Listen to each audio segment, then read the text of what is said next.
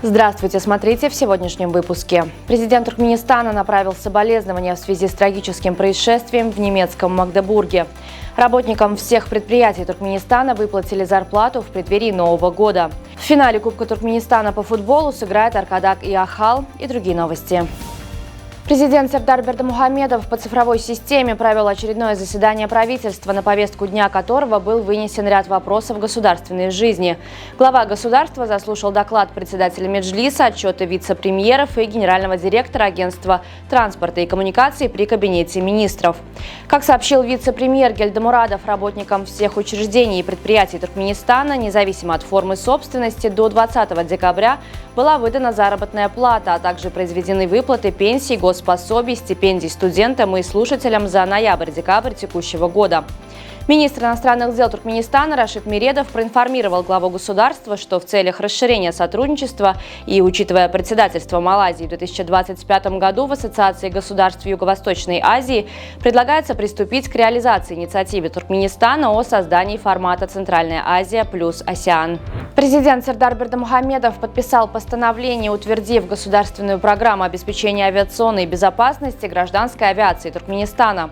Глава государства также подписал постановление, разрешив госконцерну Туркменнебит провести соответствующую работу для дальнейшего укрепления материально-технической базы установки на Сидинском нефтеперерабатывающем заводе. В Туркменистане с 1 по 10 января 2025 года в детских учреждениях, а также в городских парках запланирована организация мероприятий, приуроченных к Новому году. В том числе намечены представления и показы кинофильмов для детей, творческие конкурсы, экскурсии по историко-культурным местам и музеям.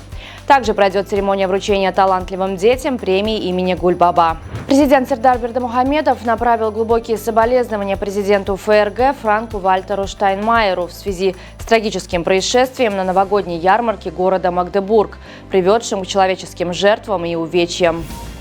Бразильское правительство раскрыло официальный логотип для своего предстоящего председательства в БРИКС в 2025 году. Центральным элементом дизайна стало величественное амазонское дерево сумаума, известное также как хлопковое дерево.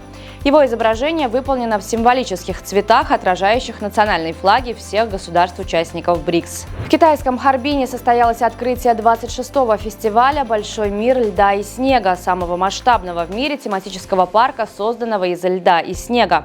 Для строительства уникальных объектов парка потребовалось 300 тысяч кубометров снега и льда.